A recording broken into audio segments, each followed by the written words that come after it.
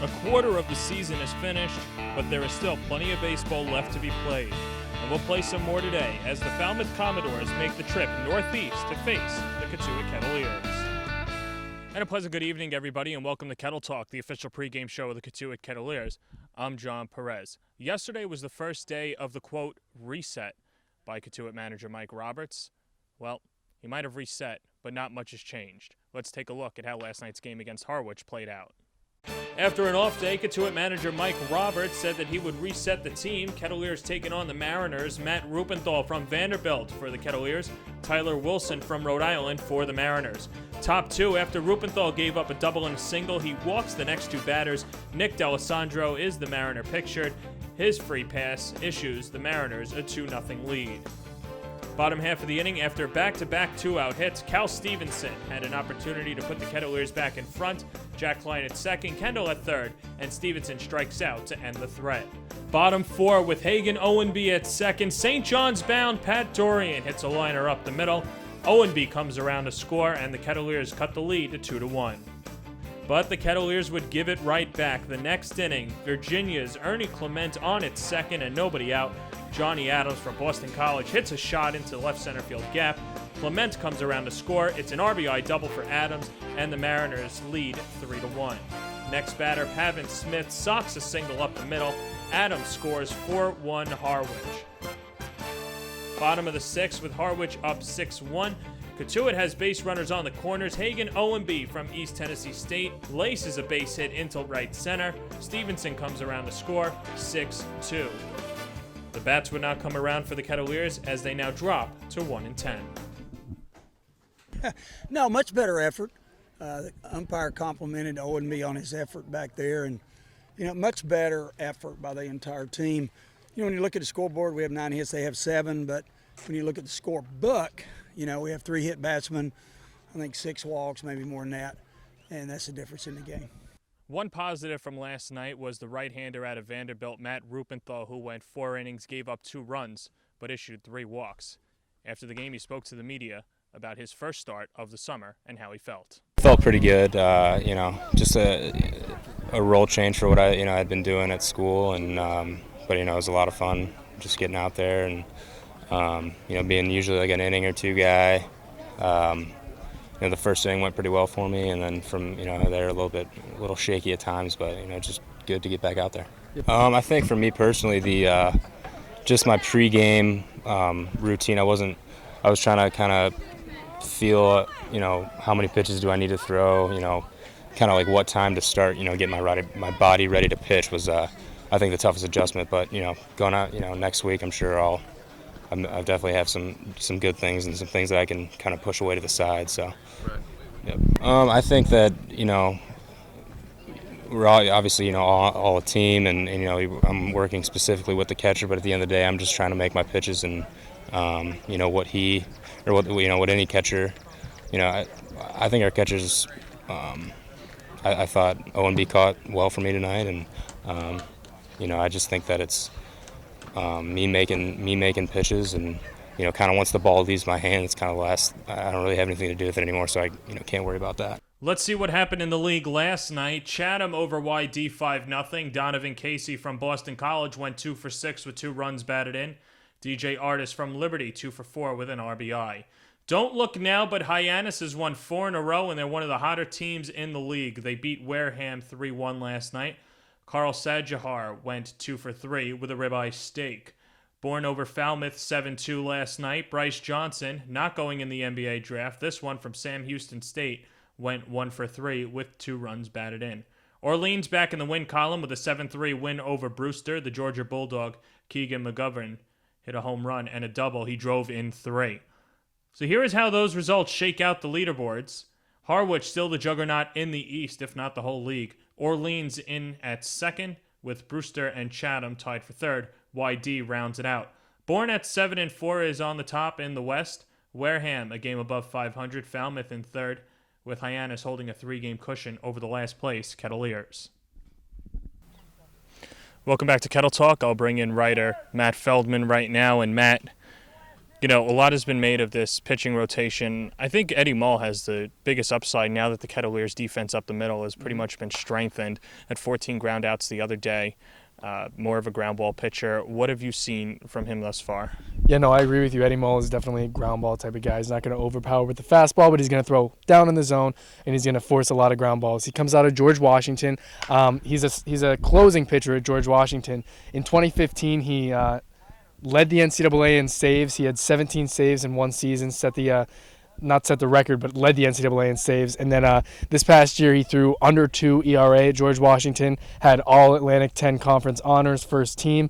He's definitely got a lot of upside, and I think that maybe not as a starting pitcher, but I guess we still have to see how he's going to be as a starter. But as of right now, as a closing pitcher and as a relief pitcher, he's really, really good. And I think starting is this last part of his game that he and Roberts wants to kind of work on with the Kettleers. One thing that the Kettleers do have to work on is finding a solid first baseman that isn't going to make an error on a pickoff throw. You know, we saw that with Albie Wise a couple of days ago at Orleans, and then we saw it with Jordan Pierce yesterday. Had a runner dead to rights, and first baseman just drops it. Mm-hmm. Do you think Roberts stays with them? Do you think he has a revolving door? Where does this leave Genesta? You know, that's tough because, you know, the 3 guys you name are all 3 good hitters, and they're all 3 not bad fielders. They're not bad in the field. I would say Genesta is probably the best defensive option. He's made a couple great snags at first base when he's been at first base, and he also he's a great hitter also offensively. So I'd say he's probably the best option. He's had a couple nights off rest. Not sure the actual reason for those nights off, but he's had 2 games off. So I would say he's definitely going to be in the lineup tonight. And I would put him probably at first base, keep Pierce at third because Pierce isn't bad at third. But I would definitely say the first base option would be Genesta because he hasn't really done anything at first base to make me or anybody else think that he shouldn't be there. And that's kind of how I think that these players should be treated by the coaching staff is, you know, leave him in a position until they give you a reason to take him out. And I think that's where they should do with Genesta. Just leave him there because I think he's the best first base option they have right now. Well, now let's flip that to left field or even right field and possibly center field when Jeren Kendall leaves. Cal Stevenson struggled the last couple of days, but he is a guy that does make contact, is very fast on the base path. Do you just ride this out with Stevenson?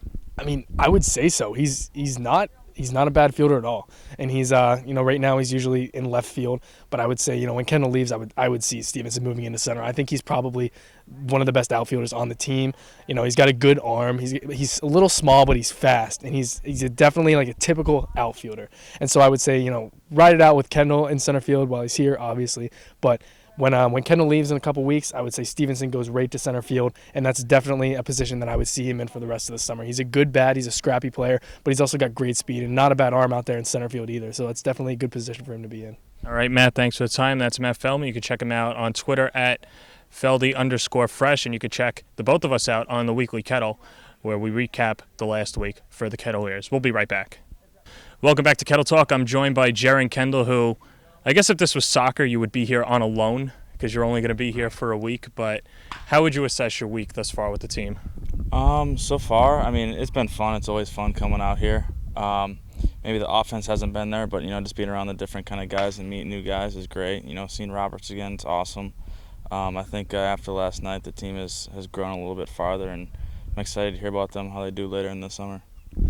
With that said, too, you haven't played in a little while, and I guess you're still getting your feet wet and just getting into normal baseball activity, and that's why you're here. But 2 hits yesterday has to at least take some sort of pressure off of you just to actually get on the bases and use your speed. Right. No, those 2 hits felt very good last night.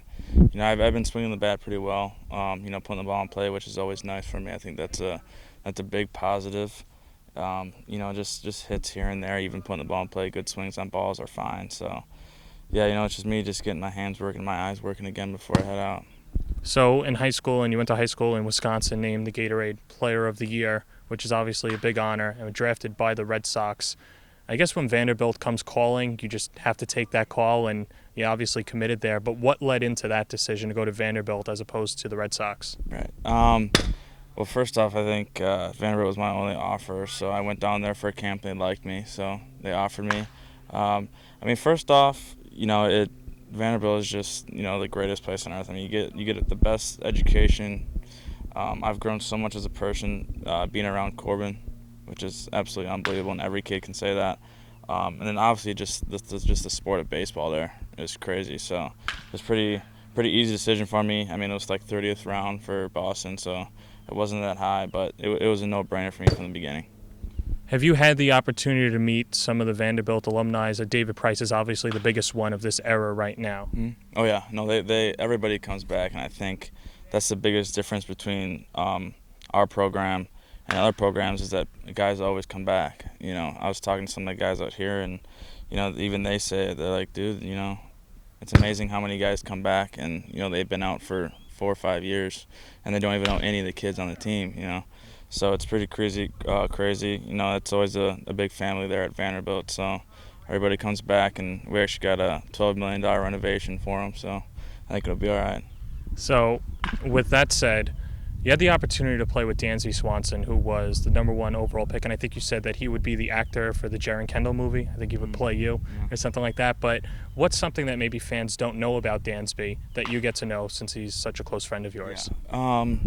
You know, there honestly really isn't anything that they don't know. Like that group of kids, him, Rhett Wiseman, you know, all those guys, they were so open and just so honest with everyone that it's, you know, it was hard for them to hide anything, you know, and I think that's just like Vanderbilt stuff. Like you're not hiding anything. You're just gonna be honest with everybody. I mean, you're just talking person to person, whether you know it's a little kid coming up to you and talking to you. You're gonna talk to him the same as a guy that's just checking you out like a scout or something like that. So it's pretty crazy, and that's what we're taught, and that's how we go about our business. Was this year at Vanderbilt kind of humble pie because you were spoiled your first year, obviously going to the College World Series and so close against Virginia this year, you lose in the first round. What has this past year been like, and how humbling has it been? It was a good experience. It's always a good experience. Coming off the freshman year, which was a pretty amazing experience. I learned a lot last year. Coming in this year, we had a lot of expectations, I think. And to be honest, I think we did better than we actually thought. It just didn't end well. And, it's just baseball. I mean, look at the College World Series right now. It's crazy. Florida's already out. So, it's just the game of baseball, and, that's just how it's played. So I'm going to bring up a bad memory for you, and I'm sorry for this, but Jack Meggs, which I'm sure will probably be in the back of your mind too, hits the home run off of Rupenthal. You were so close to catching it. Could you just take me through that play? Did you think you had it? You had a beat on it, or what went through that? I definitely think I had a beat on it. I think that's one of my best approaches to that wall I've had in my career at Vanderbilt. I just couldn't get high enough, and just maybe a couple inches over my glove, and I think everybody in the stands thought I had caught it, but even Brian asked me if I caught it, but I was pretty close. It was a tough hit for us, but like I said, it's just baseball. What have you learned maybe over this last couple of days that you're hoping to take with you to Team USA? We saw you play right field a little bit. Is that going to be your role on the team, or what are you taking from this experience with the Kettleers? Yeah, no, I think I'll be in center field out there. Honestly, for me, just the experience. I was going to come out here whether I was going to play or not. I just really wanted to see Coach Roberts and see the family that welcomed me in. Last summer. I think that was the biggest thing for me, whether I was going to play or not. I want to come out and see these guys again because I don't know when the next time I was going to be able to. And, I'm just glad I have the opportunity for the week. And then the last one, your Vanderbilt teammates are here. We spoke to Alonzo on Kettle Talk a couple of days ago. We have yet to meet Rupenthal, but just playing behind them, I guess we'll start with Matt. What do you notice about Matt from center field? Matt is the most confident kid I think I've ever seen. He throws the ball and he's ready to get it back. And obviously we're taught that at Vanderbilt, but you can really see it in his. And I think he's come a long way since freshman year. I mean, we all have, but I've definitely noticed a difference in his stature on the mound. And Alonzo? Alonzo's just fast. The kid's unbelievable. He's so athletic. He can do anything. He can do anything he puts his mind to. I'm looking forward to seeing him as a real athlete coming up here in the next couple of years. Jeren, always a pleasure. That's Jeren Kendall. We'll have starting lineups coming up right after this.